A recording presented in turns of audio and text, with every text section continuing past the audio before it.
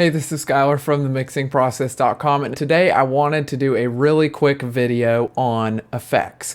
When I was first learning how to use effects, really I was like a lot of people and I really knew of only one, and that's reverb. So my favorite part of every mix was getting to the very end. I had done all my gain staging, my EQ, my compression, I had balanced everything in volume.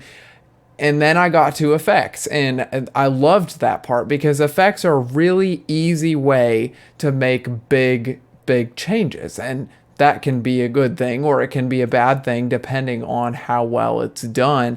But the only effect that I knew about was reverb. Reverb is a really popular effect. Everybody knows what reverb is. Everybody kind of knows the sound of it. But the reality is I didn't know that there were so many other options as far as effects go that would add texture and movement to my mix. And I really didn't know this until somebody sat me down and actually explained, well, you can use delays and multiple reverbs and multiple delays and doublers and all of these other tools that really add a lot to a mix themselves as well. So you can branch out a little bit past reverb. And that was really kind of a foreign concept to me. I didn't know much about those other options or how to use them effectively. So today I want to just walk through. I got a simple project here that I put a ton of different things on it, and I just want to use this sample to illustrate what each of these do, kind of the different sounds that they make, and then how you can blend them all together,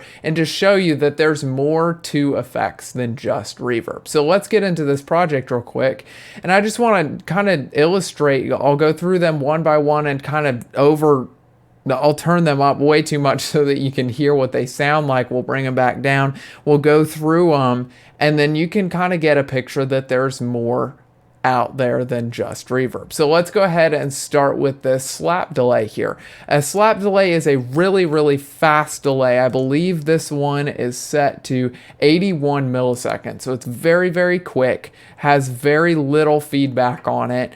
And the high and low pass filters are actually rolled back a little bit too. So it's kind of restricting the information. It cuts some of that sparkly high end and that low end out. And it's just focusing on that middle of that range. So we'll listen to this real quick. Even when I run, he will wait for my return.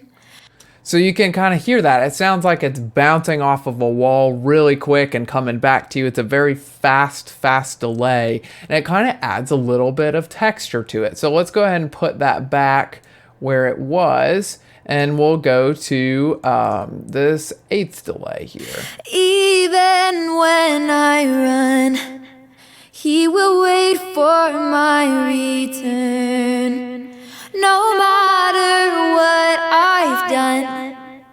All right, so this is an eighth note delay here. And again, the high pass and low pass filters are rolled back a little bit more feedback here. So a little bit more repetition there. And it just adds some movement and some texture to that signal. So we'll go ahead and go to a reverb now. We'll see how that kind of sounds and blends into it.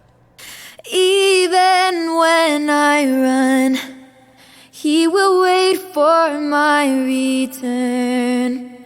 No matter what I've done, no love needs to be earned.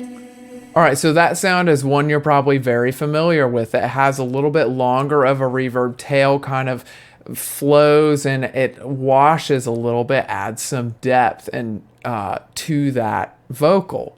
So again, you're probably very familiar with what reverb sounds like. I have another reverb here. It's a whole reverb, just kind of a different color, different sound. We'll go ahead and skip that one and just go to a doubler. Let's see what a doubler sounds like. Even when I run, he will wait for my return.